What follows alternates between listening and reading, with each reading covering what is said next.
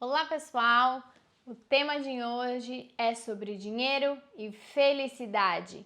Você já se perguntou se realmente dinheiro traz felicidade? E o que é felicidade afinal? Dinheiro é bom ou é ruim? E como nós podemos conciliar uma vida com dinheiro e com felicidade? Se você se interessa por esse tema, para ter uma vida com mais equilíbrio, entender essas questões, como essas vertentes funcionam, vem comigo!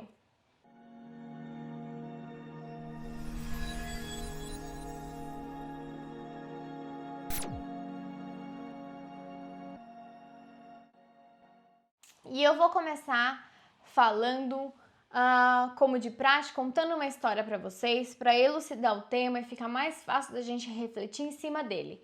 E é claro que quando a gente traz uma historinha, uma parábola, é mais fácil de cada um conseguir encaixar com a sua vida e trazer reflexões que às vezes nem tá dentro do contexto que eu vou abordar com vocês, muito além. Então, se você tiver algum insight, alguma coisa, deixa nos comentários a sua visão. É sempre interessante saber outras histórias, saber outras conexões e outras formas de ver a vida. Então, vamos começar? A história de hoje que eu venho trazer é de uma mulher. Ela estava caminhando por uma trilha, uma floresta, e nesse caminho ela carregava o seu filho no colo. E aí ela ia tentando pegar frutos, folhas, e tentando encontrar alguma coisa no meio dessa natureza para ela levar para o seu sustento, para o sustento da sua família. E aí no meio do caminho ela olha, observa e encontra uma caverna. E ela vai se aproximando dessa caverna e aí ela ouve uma voz ecoando. Essa voz dizia o seguinte: entre na caverna, pegue tudo o que você desejar, recolha tudo o que você puder, tudo o que você deseja está aqui. Ela fica intrigada e fala: nossa, tudo que eu quero está ali, então eu vou entrar, vou aproveitar, vou ver o que eu consigo tirar dali. Aí a voz continuava repetindo: entre e pegue tudo o que você quiser, só não esqueça o mais importante. E ela ficou com aquilo na cabeça, entrou. Quando ela adentrou a porta e observou o que havia dentro da caverna, ela se deparou com muitas moedas de ouro. Muita comida, muito dinheiro, muitas joias preciosas, um infinito de possibilidades ali dentro de tudo aquilo que ela um dia sequer imaginou, que ela desejava e que ela nem sequer tinha parado para imaginar que ela podia ter acesso àquelas coisas. E ela acabou entrando e ela precisava de espaço, ela colocou a filha dela ali do lado e ela começou a recolher aquelas moedas de ouro e a voz continuava repetindo: não se esqueça do mais importante, pegue tudo o que você quiser e não se esqueça do mais importante. E a voz continuava: pegue tudo o que você puder e saia pela porta, a porta se fechará. E se fechará para sempre, e você não terá outra opção. Então recolha tudo o que você puder agora. E ela, intrigada com aquilo, começava a juntar na blusa, erguia a blusa para fazer como se fosse um suporte, uma cesta, e colocava tudo que ela podia ali dentro, tudo aquilo que ela sempre sonhou, imaginando uma vida melhor, imaginando que ela ia poder trocar aquelas moedas e comprar outras coisas, que ela nunca mais ia passar necessidade, que ela ia conseguir sobreviver e dar uma vida melhor para a filha e para a família. E então ela saiu depressa daquela caverna, porque o tempo já estava se esgotando e a voz continuava repetindo: o tempo está acabando, recolha o que você puder e saia pela porta agora. E aí ela saiu correndo com todas aquelas moedas, as moedas iam caindo, e ela saiu pela porta desesperada e a porta se fechou. E não se abria mais, como uma grande pedra que simplesmente bateu e não se abriu mais. E quando ela se deu conta, ela havia esquecido aquilo que era importante. Ela deixou a filha dela do lado de dentro, no meio do tesouro. E ela estava cheia de moedas. E aí uma angústia foi tomando conta dela. por causa de algumas escolhas, prioridades, ela amargurou aquele sentimento para sempre, de não ter prestado atenção no que era mais importante. E o que a gente pode aprender com essa historinha de hoje? Eu quero trazer 2 extremos para a gente refletir aqui. O primeiro extremo é aquela pessoa que considera o dinheiro muito importante, considera o dinheiro uma das coisas mais importantes, considera até como um próprio Deus, onde a pessoa pede, busca aquilo e o dinheiro acaba sendo dono da vida dela, né? E o que eu quero trazer sobre tudo isso é que essas pessoas muitas vezes esquecem o mais importante da vida, que são as relações, os relacionamentos, a nossa conexão com as pessoas, né? Os nossos filhos, a nossa família, os nossos amigos, a nossa comunidade, tudo que nos cerca de certa forma é muito importante, porque são laços que nós vamos construindo, duradouros, que nos ajudam a passar por obstáculos, momentos difíceis, que nos dão suporte, nos dão acolhimento, né? E aí a gente acaba batalhando a vida inteira atrás de dinheiro, sendo que nós esquecemos dos nossos relacionamentos, cuidar, regar dos nossos relacionamentos, né? Alimentá-los. Aí você deve estar se perguntando assim, mas Jéssica, pra mim, eu preciso ir atrás do dinheiro, porque eu preciso sobreviver, porque eu preciso pagar minhas contas, porque eu quero dar uma vida melhor para os meus filhos. Você já se perguntou o que realmente você precisa? Quais são suas verdadeiras necessidades básicas? Será que você não está buscando coisas que não satisfazem as suas necessidades básicas? Você está indo além? Será que você realmente precisa daquilo que você colocou na sua cabeça que você precisa?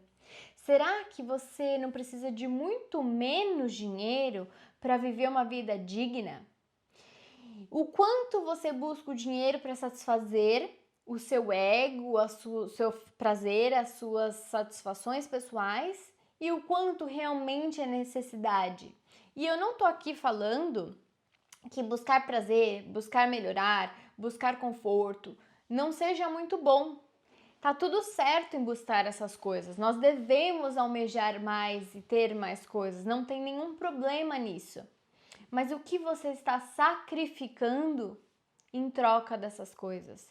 O que você está esquecendo de mais importante em busca daquele valor, daquele dinheiro, daquela moeda, daquele patrimônio? O que você está colocando em jogo? Outra reflexão em cima disso é: muitos falam, como eu disse anteriormente, eu quero dar uma vida melhor para o meu filho. Eu entendo, é muito válido, é muito digno. Mas o que realmente o seu filho precisa? Será que ele precisa de todo esse dinheiro, de todo esse suporte? Ou ele precisa da sua atenção? Ou ele precisa do seu carinho? Eu tenho observado em consultório muitos adultos, antigas crianças, muitos adultos reclamando e sentindo uma sensação de abandono e de carência. Porque quando eram pequenos, muitos pais, e aí eu tô falando para você se perceber tanto como pai como mãe, ou como cuidadores daquela criança, quanto os próprios filhos que viveram nessa situação, uma sensação de abandono. E aí nunca foi abandonado, mas na verdade sentiu como o pai ou a mãe indo trabalhar, entendia que aquilo era mais importante, porque o pai falou assim: olha, o pai vai ir trabalhar, a mãe vai ir trabalhar em busca de dinheiro, para te dar uma vida melhor, para colocar as coisas. A criança entende racionalmente aquilo, se você explicar. Mas qual é a sensação dela? Aquilo é mais importante para o papai, aquilo é mais importante para a mamãe. Se isso acontece com uma certa frequência, onde aquilo é priorizado e não a criança, ela começa a se sentir rejeitada, abandonada, excluída. Isso pode gerar sentimentos de abandono, de carência, de dependência, né? aquela criança vai tendo sintomas, às vezes ela nem consegue lembrar que isso aconteceu, porque é uma coisa natural do dia a dia, do nosso cotidiano. Mas dependendo de como a criança interpreta aquilo, a frequência como os pais fazem isso, ela vai imprimindo na criança, principalmente nos primeiros 7 anos de vida, que é onde ela é quase como uma esponjinha absorvendo tudo que o mundo traz para ela vai associando isso é mais importante para o papai, o dinheiro, o emprego, isso é mais importante que eu, né? E aí ela vai fazendo essas associações que ficam mais difíceis lá e vai arrastando isso para a vida adulta. Outra coisa que acontece muito, que eu quero trazer uma reflexão dentro disso ainda, então o filho de uma família pobre, por ele não ter brinquedos, não ter a casa, não ter a piscina, não ter X comida ou X passeios, significa que ele é menos feliz? Significa que ele não tem o amor dos pais? Uma coisa não está relacionada à outra. Se fosse assim, todas as crianças de famílias ricas seriam mais felizes. E não é isso que acontece. Não importa a classe social. Então, o que realmente está acontecendo dentro daquela casa, dentro daquela família, é um ponto a se observar, porque o preço lá na frente é grande. Existia também empresários que chegaram inclusive eu acho que foi o Eduardo Marinho, que ele acabou vivendo nas ruas e trabalhando, e ele pegava muita carona, e uma dessas caronas que ele pegou foi com um executivo, e esse executivo estava à beira da morte, e acabou à beira da morte confessando algumas coisas para ele. Como ele dizia, como eu era uma pessoa sem importância na sociedade, os empresários acabam se abrindo e falando algumas coisas. E uma das coisas que ele relata é que esse empresário tinha muito dinheiro, estava muito doente, e no final dos dias dele, ele falava: eu paguei profissionais muito competentes para cuidarem dos meus filhos. E agora que eu estou nessa situação, eles são muito bem-sucedidos e eles pagam profissionais muito competentes para cuidar de mim. Mas o que eu queria era a presença deles aqui. E quem sabe essas crianças também não queriam a presença do pai quando eram menores. A gente não está aqui para julgar o que é certo e o que é errado. Cada um tem a sua condição, a sua forma de enfrentar a vida, sabe das suas dificuldades. O que eu estou trazendo aqui é uma reflexão.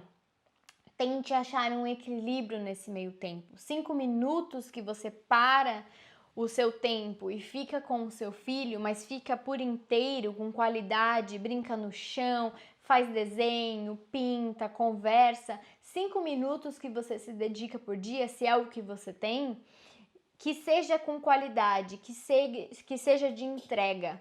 Porque se você não conseguir achar esse equilíbrio, que é a outra ilusão que eu quero entrar, de pessoas que valorizam o trabalho e o dinheiro como principal, é que essas pessoas acabam criando a ilusão de que tudo é para sempre, que a vida é eterna. Então amanhã eu dou atenção, amanhã eu falo, hoje eu tô cansado demais, hoje não vai dar, no final de semana eu te prometo que... E aí vive prometendo coisas para as crianças que não conseguem cumprir. Então, a criança vai perdendo a confiança naqueles pais, né? Vai perdendo o elo de amizade, de confiança. E aí essa criança pode crescer não confiando em outras pessoas. Porque aquele elo da pessoa que ela mais confiava, das pessoas que ela mais confiava, foram se quebrando quando ela era pequena. Tudo era usado de uma forma de manipulação, mesmo que a intenção dos pais seja ótima, eles prometeram quando eles estavam bem, e aí eles ficaram cansados e não conseguiram cumprir. Mas eles não chegam para a criança e falam: olha, eu sei que eu te prometi, mas não vai acontecer porque aconteceu isso no meio do caminho. Vamos replanejar? Vamos reorganizar? Né? Não simplesmente excluir, ela entende, sem saber se realmente ela vai conseguir processar aquela informação. O diálogo é extremamente importante. Então, o segundo ponto que eu quero trazer para essas pessoas desse extremo é: reflitam. Talvez você não tenha o amanhã. Talvez você não tenha mais 5 minutos. Talvez você não tenha mais tempo com aquela criança. Às vezes, você vai acordar e você já não vai estar mais vivo. Ou vai acontecer alguma coisa que você não sabe quanto tempo você vai ter com o seu filho, com o seu amigo, com o seu pai, com a sua mãe. Então, para que ficar adiando situações, palavras, sentimentos, priorizando o dinheiro, a profissão, né? Sem tentar achar um equilíbrio nesse meio tempo. Aonde você vai encaixar o que é mais importante na sua vida? Você vai colocar como prioridade ou não? E se você não consegue colocar como prioridade neste momento, aonde você vai conseguir encaixar essas coisas para fazer parte da sua vida? Para você ter uma maior paz de espírito, um maior equilíbrio nas relações. Outra coisa que eu quero explicar que é fundamental, que eu quero que vocês reflitam. Muitas vezes nós, e é um exemplo que eu dou, compramos um carro que nós não temos dinheiro para pagar, com um trabalho que é sacrificante, que é pesado, que nós não gostamos, fazendo uma dívida, né, para conseguir comprar esse carro, para agradar alguém que a gente odeia, só para falar que a gente tem.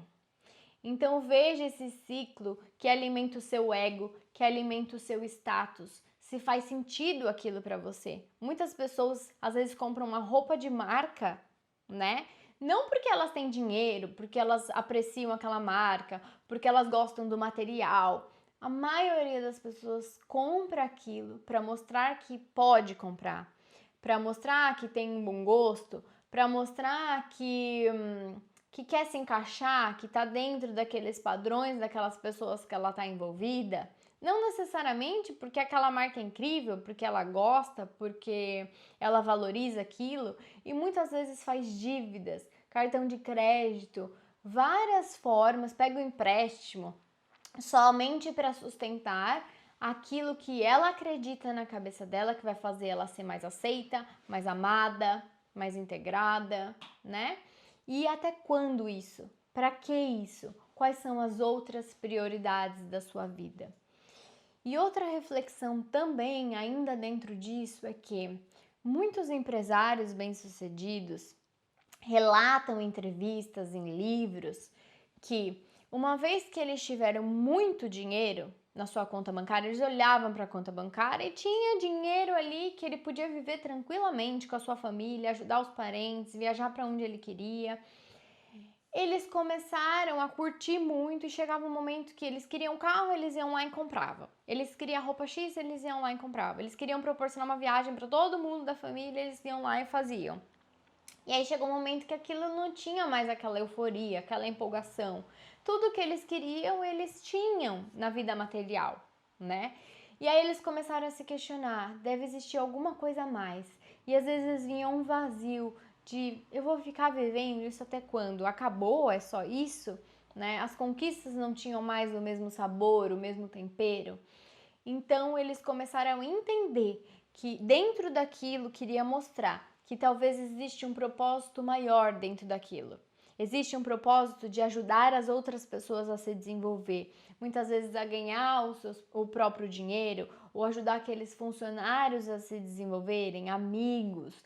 Como conseguir criar uma comunidade mais forte? Muitos iam para a comunidade, tentavam estruturar a sua comunidade de forma mais íntegra, mais forte, uma colaboração mútua.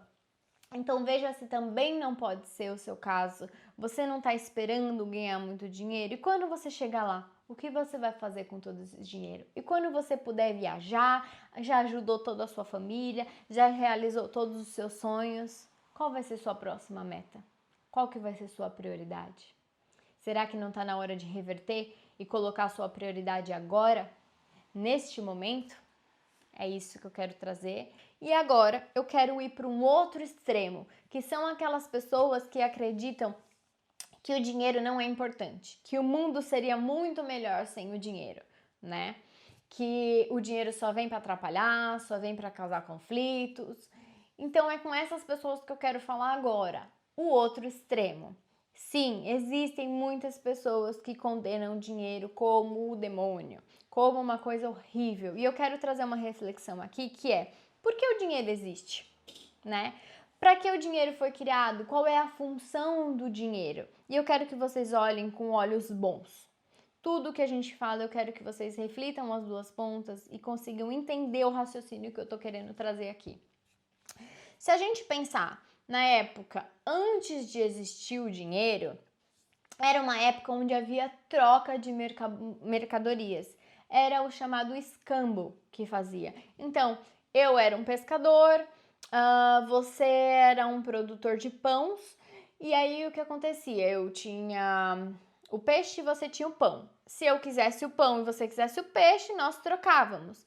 Mas o que começou a acontecer? Muitas vezes você queria o peixe, mas eu não queria o pão. Eu não precisava do pão, eu precisava de outra coisa.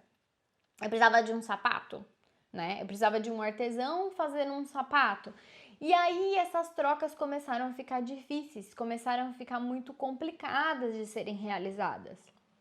E aí precisava criar alguma coisa que fosse uma unidade só, uma unidade, algo que representasse, que todos poderiam usar em forma de troca. Só que antes começava a acontecer toda uma problemática nesse mercado. Então, eu tinha o peixe, você tinha o pão, o outro tinha o sapato. Como eu não queria o pão e você precisava do peixe, você tentava trocar o seu pão pelo sapato. E aí, com o sapato na mão, você negociava comigo o peixe. E aí tudo ficava mais complexo. Então, uma das moedas que se criou, e existem várias, foi o sal. Você sabia? O sal que a gente tem na nossa cozinha hoje eram grãos que foi todo mundo concordou, ou a maioria da sociedade concordou, ou foi imposto uma maneira de o sal ser a métrica, ser a moeda de troca. Só que isso também, com o tempo, foi trazendo algumas dificuldades. Quanto de sal? Como se pesa o sal? Como é o transporte de sal? Sacos de sal para trocar. Qual que vale mais, o peixe ou o pão? Quanto de sal vale para cada um? Então começou a ter outros problemas e a sociedade foi caminhando para tentar encontrar algo que poderia simbolizar um valor que todos pudessem usar. Então foi criada a moeda. Isso de uma forma bem simplória, bem simples que eu estou explicando para vocês. Tem toda uma história da moeda que quem se interessar pode pesquisar. Mas o que eu quero trazer aqui é que a moeda é simplesmente um papel hoje em dia, né? É um papel onde foi convencionado pelas pessoas, que todos entendem, o símbolo que tá ali representa uma quantia e com essa quantia nós conseguimos trocar valor, né? Em vez de trocar a mercadoria, nós trocamos esses valores, né? E aí foi determinado quanto custa cada coisa, baseados em preço, em oferta, em demanda, todo um conceito da economia micro e macro, para quem se interessar, pode pesquisar. Por que eu tô trazendo essa história? Eu estou trazendo esse conceito porque foi necessário, é necessário, traz uma ajuda, um benefício, uma rapidez, uma facilidade para a sociedade. Então, condenar isto é querer voltar para uma época onde se é mais difícil essa troca. Ah, Jéssica, mas era mais agradável, porque as pessoas trocavam e faziam as coisas com as próprias mãos. Eu entendo tudo isso. Mas as coisas precisam avançar, as coisas se modificam. O nosso mundo está em desenvolvimento, né? E a questão prática de tudo isso é que o dinheiro facilita as coisas. O dinheiro facilita você realizar sonhos. Quem tem dinheiro consegue realizar alguns sonhos materiais mais facilmente. A pessoa consegue ter mais liberdade de ação, de ir e vir, de escolhas. Muitas vezes você está preso em alguma coisa porque você não tem uma certa segurança te respaldando para seguir e mudar e criar. Você tem medo. E aí entra naquele instinto primitivo do nosso cérebro que fica lá dentro, uma glândula que a gente denomina como parte reptiliana dentro do nosso cérebro, onde é da luta e da fuga. É o instinto de sobrevivência. Esse instinto de sobrevivência, ele vem trazer uma questão de medo de não ter. Medo de faltar, né? Porque algum dia na nossa civilização nós precisávamos matar um animal, naquela época das cavernas, nós precisávamos matar um animal, comer o máximo possível para armazenar gordura, para um dia, quando não tiver um animal, quando não conseguir caçar e comer, nós sobrevivermos naquela época. Então, a gente ainda tem essa parte do nosso cérebro muito enraizada que um dia vai faltar, né? Que nós vamos precisar. E hoje não necessariamente acontece dessa forma. Existem várias maneiras de você conseguir um alimento, produzindo seu próprio alimento, comprando, trocando em favor de algum serviço. Existem várias maneiras disso acontecer. Então, essa glândula, esse instinto de sobrevivência vai ficando sem sentido, mas nós temos. Isso é acionado o tempo todo. Quando você perde um emprego, quando você é mandado embora, você sente uma sensação que aquilo vai faltar. E agora, o que eu vou fazer, né? E aí você tem que cair numa realidade de calma. Eu preciso respirar. O que eu posso fazer? Não entrar nessa síndrome do pânico e de que vai dar errado, de que eu não vou ter e que vai faltar. O dinheiro também nos ajuda a ajudar outras pessoas. Quando a gente tem dinheiro pra gente, uma segurança pra gente, e aí a gente tem um pouco de dinheiro a mais, nós conseguimos começar a ajudar outras pessoas que nós percebemos que precisa de ajuda, com projetos ou dando diretamente o dinheiro para a pessoa, ou através de uma empresa. Você tem uma empresa e você tem seus funcionários, então um funcionário que você paga é uma ajuda que você dá para ele e para aquela família. Então, quanto mais dinheiro você tiver, mais você consegue ajudar. E você consegue raciocinar melhor, você consegue planejar melhor as coisas. E tem muita gente, e é uma observação agora, tem muita gente no meio holístico, no meio alternativo, que vem trazer, o dinheiro é ruim, condena o dinheiro, acha que o dinheiro... mas como nós vamos ser seres espiritualizados e evoluídos com essa questão do dinheiro, todo mundo lutando por dinheiro. E o que eu quero trazer aqui é que sim, somos espíritos vivendo uma experiência humana, mas não podemos esquecer que vivemos na Terra. E na Terra, para sobreviver e para viver, precisa da materialização, precisa do concreto. E o dinheiro é uma das coisas. Então o dinheiro não é bom e não é ruim. Depende de como nós usamos o dinheiro. O que nós vamos fazer com o dinheiro? Se você é uma pessoa de índole ruim, você irá pegar o dinheiro para desenvolver guerras, armas ou coisas que não vão ajudar a humanidade, né? Que vão causar destruição, que vão causar sofrimento. Mas se você é uma pessoa de índole boa, você vai usar esse dinheiro para criar projetos, para expandir ideias, né? Para ajudar a empregar pessoas. Então, eu quero trazer para essas pessoas que vivem condenando o dinheiro que muitas vezes o dinheiro não chega na sua vida porque você rejeita o dinheiro. Você vê ele como uma coisa ruim. Não, eu não quero, isso é amaldiçoado, isso é errado, isso é ruim. Inclusive pessoas que não cobram por suas terapias, pelas suas funções, porque como está dentro de uma área ligada, relacionada à espiritualidade, entendeu, não sei de onde tirou isso, que não se pode cobrar, porque como é um trabalho espiritual, um trabalho energético, não se pode cobrar. Da onde tirou isso? É uma energia de troca. Lembra do escambo? Lembra das trocas? Quando você só dá, se você tira da sua energia para dar para o outro, não tem moeda de troca, não tem troca energética, você vai ficar esgotado, você vai ficar drenado a sua energia. Tudo é um vai e vem, tudo é uma energia de fluxo e refluxo, contração e expansão. A sua vida não flui quando você não recebe alguma coisa. Seja uma palavra, seja uma troca de serviços, seja a moeda de troca que é o dinheiro. Então, tenta entender o dinheiro como uma forma não só de bom ou ruim, mas algo muito maior. E não tem nada de errado com buscar conforto, viver uma vida mais confortável. Nós estamos no planeta Terra, o planeta Terra é a magnetização, é o magnetismo, é a concretização. O dinheiro está ao nosso redor para facilitar o nosso processo, facilitar a nossa vida, a nossa experiência. Se você puder ter mais conforto e proporcionar conforto para as outras pessoas, não seria ótimo? Não seria incrível? Então, o que eu quero trazer aqui é: o dinheiro acentua quem você é.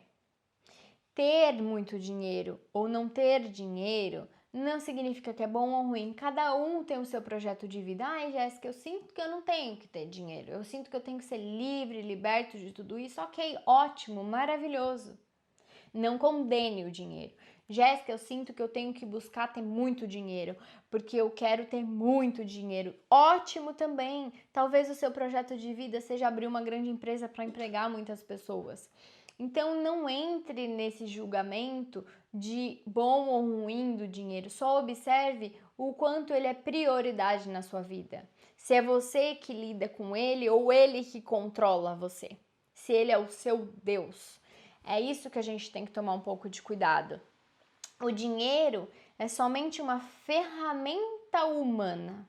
É uma ferramenta que nós podemos nos utilizar para melhorar nossa vida, a vida dos que estão ao nosso redor, a vida da nossa comunidade, né? Se você administra um país, um estado, uma comunidade, como você vai usar o dinheiro para ajudar aquelas pessoas, para facilitar o acesso à educação, à saúde? Tudo depende de como você olha para aquela questão, né? Então, o que eu quero deixar aqui é usar o dinheiro com sabedoria, tomar cuidado para saber o que é prioridade na sua vida, ir em busca sim do dinheiro, do conforto, de ajudar outras pessoas através disso, mas não se perca no meio desse caminho, não deixe a porta fechar e esquecer as suas prioridades em um outro lugar. Outra coisa, e por último, que eu quero trazer aqui é agradecer a energia que vem do dinheiro. Tanto quando você recebe, as pessoas costumam fazer isso, né? Agradecer quando recebem alguma quantia, mas principalmente agradecer quando você dá a quantia. Quando você vai pagar seu funcionário, quando você vai dar um dinheiro no mercado, numa padaria, agradeça poder dar aquele dinheiro, poder trocar. Quando você vai fazer uma doação, agradeça poder trocar essa energia, doar essa energia. É um costume muito japonês isso. Agradecer quando dá o dinheiro, fala obrigada, porque você está se permitindo ter para dar. Quando você sempre quer reter o dinheiro para você, você quer acumular e você não entende que o fluxo precisa girar, né? Claro, você tem que ter aquele resguardo de segurança para você realizar seus projetos, mas quando você sempre quer manter, né, o famoso tio Patinhas, você sempre quer manter, sempre quer reter, o que isso significa? Você não deixa o fluxo correr. Você não tem troca, você só quer receber e você não quer trocar. Essa energia não flui, né? Então é isso que eu quero deixar para vocês. Dinheiro, felicidade conseguem sim se misturar. Conseguem sim se combinar, conseguem sim viver em harmonia. Tente não ir para nenhum dos extremos. Avalie o que o dinheiro significa na sua vida. Para que você quer o dinheiro? Qual a função que ele tem dentro de você, da sua vida? Qual o seu propósito com isso? Eu espero ter trazido uma reflexão. Espero que vocês lembrem da historinha. E é isso. Deixa seu like, comenta aqui embaixo, ativa o sininho para as notificações, curte o canal. E é isso aí. Até o próximo vídeo. Tchau, tchau!